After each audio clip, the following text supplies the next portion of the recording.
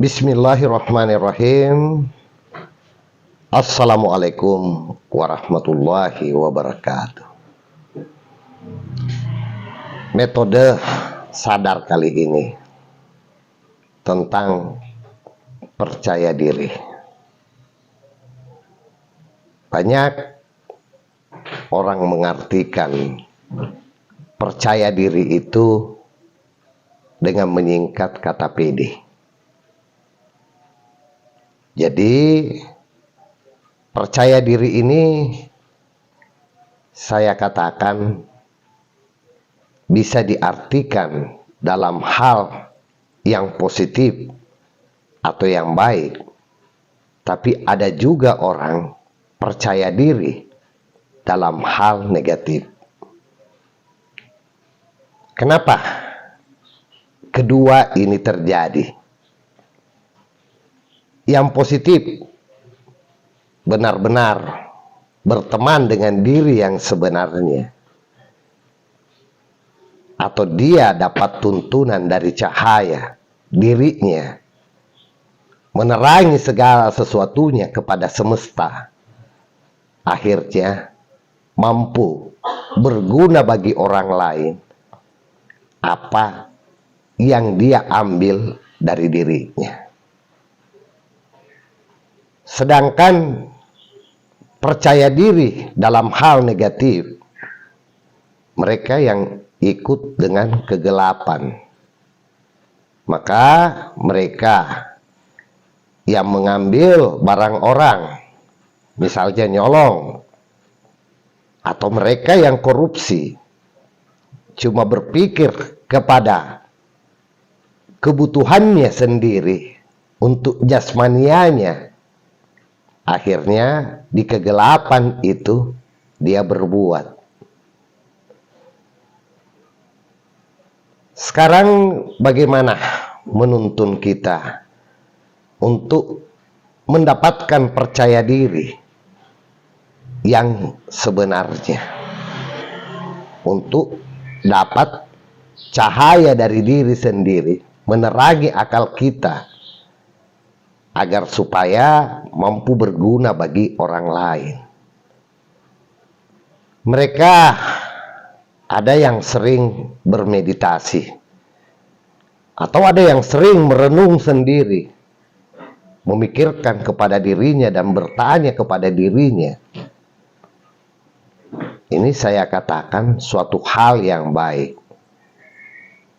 bagi kita umat Islam. Memang ada dua yang dianjurkan selain sholat 5 waktu.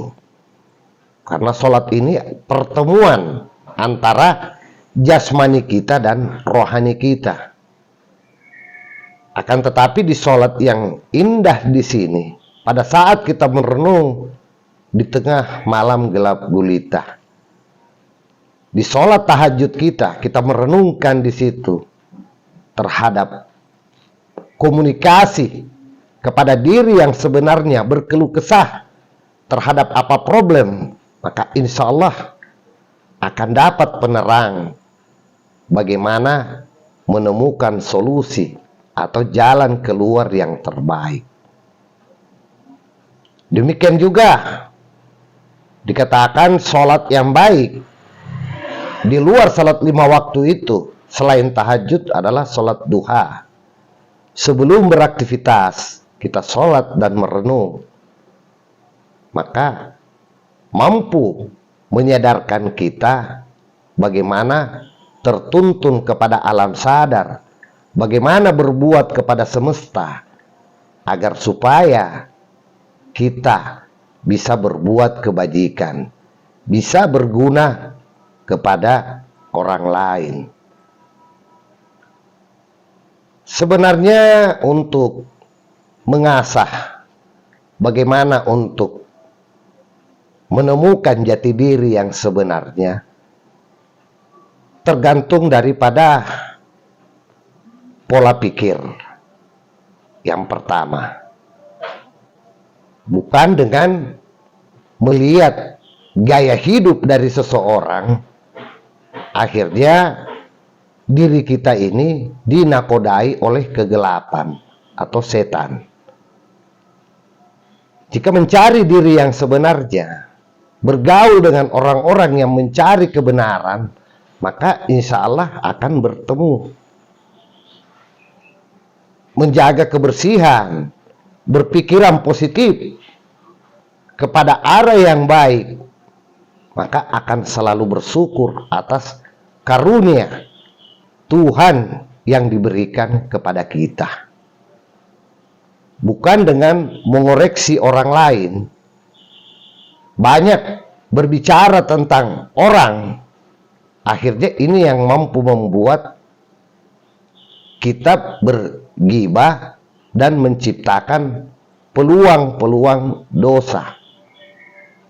Dengan banyak berkomunikasi kepada diri, apalagi dengan menemukan jati diri sebenarnya, maka itu adalah keabadian, dan itulah tujuan kita berada di dunia, diciptakan Allah untuk membawa pesan-pesan semesta kepada sesama dan kepada lingkungan. Itulah guna kita. Jadi memang bagaimana keinginan daripada kita untuk menciptakan surga dunia atau neraka dunia dari percaya diri tersebut. Berkaitan dengan kebetulan bulan ini banyak yang melaksanakan ibadah haji, dan puncak haji adalah hari Arafah. Diartikan secara syariat, di padang Arafah pertemuan antara Adam dan Hawa. Ini mungkin bahasa kiasan, tapi jika mengartikan kepada kebenaran, padang Arafah yang secara jasmania kita melakukan sebenarnya menuntun kita untuk perkenalan antara jasmani dan rohani kita.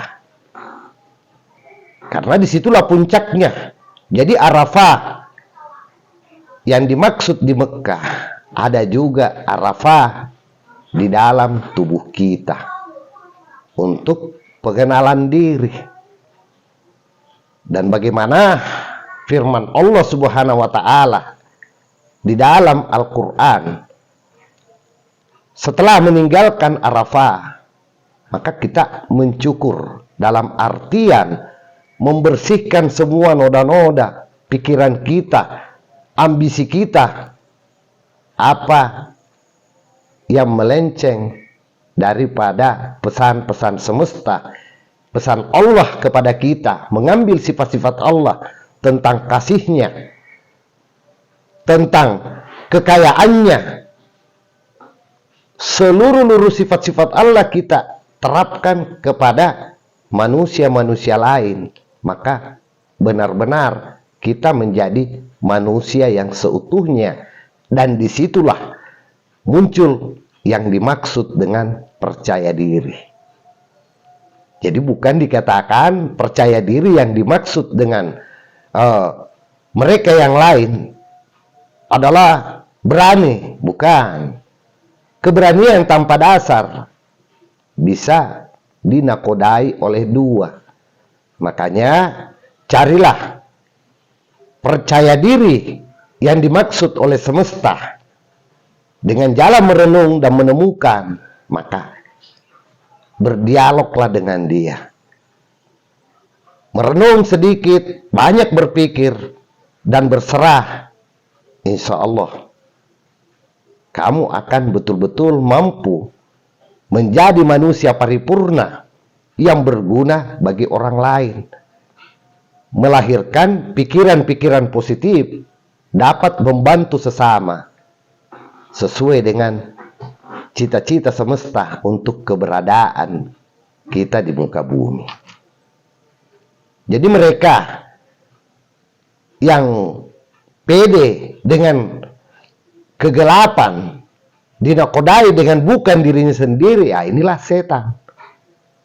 Berbuat maling, berbuat korup, akhirnya ada celah sinar terhadap perbuatannya, maka diberi keinsapan oleh pemerintah untuk dikurung. Jadi makna kurungan sebenarnya ini di sini atau penjara itu untuk dia merenungkan dirinya supaya menemukan jati diri. Jadi sebenarnya nilai positif dari tata cara pemerintah untuk menyadarkan kita, saya katakan sangat baik. Makanya orang-orang di penjara, jikalau toh mampu mencari jati diri yang sebenarnya, mampu bertemu dengan cahaya dirinya, insya Allah dia tidak akan bersama dengan kegelapan. Karena disitulah berbuat sesuai dengan kegelapan, maka dia mendapatkan ganjaran siksaan secara keduniaan. Wallahu alam bisawab. Bagaimana kelak kalau toh dia sempat meninggal di dalam penjara itu, semoga dia sudah mampu untuk menemukan kebenaran. Nah, inilah saya katakan, saya maksud bagaimana percaya diri itu sebenarnya. Jadi bukan dikatakan percaya diri dengan keberanian. Karena apabila betul-betul percaya kepada diri, maka diri yang sebenarnya itu akan melindungi diri zahir kita. Baik dari ucapan kita, tatapan kita, dan pendengaran kita, semua akan penuh dengan cahaya. Nah, itulah sorga. Akhirnya kedamaian, kesejukan akan tercipta. Nah, semoga mampu mengambil hikmah dari apa yang saya sampaikan. Wabillahi taufiq wal hidayah. Wassalamualaikum warahmatullahi wabarakatuh.